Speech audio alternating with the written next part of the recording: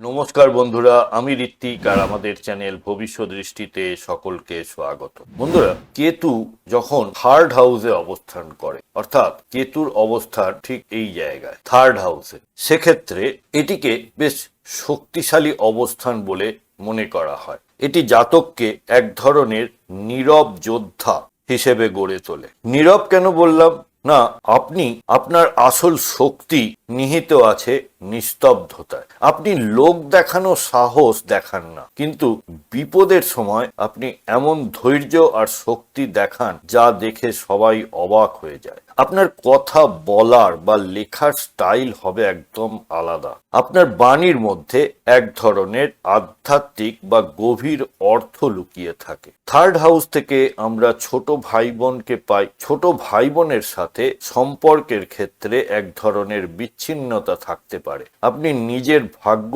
নিজের চেষ্টাতেই গড়তে পছন্দ করেন। ইলেকট্রনিক্স বা যান্ত্রিক যে কোনো কাজে আপনার সহজাত জ্ঞান থাকে।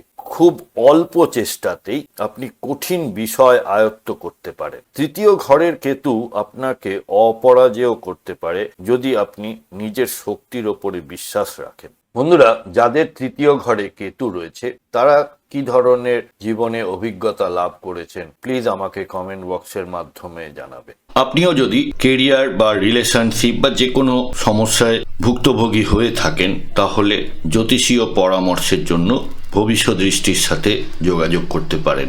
নিচে ওয়েবসাইট এবং হোয়াটসঅ্যাপ নাম্বার দেওয়া রইল। বন্ধুরা, ভিডিওর কন্টেন্ট ভালো লাগলে লাইক কমেন্ট শেয়ার করতে ভুলবেন না। আর এই ধরনের ভিডিও আরও দেখতে প্লিজ চ্যানেলটি সাবস্ক্রাইব করবেন। অনেক ধন্যবাদ।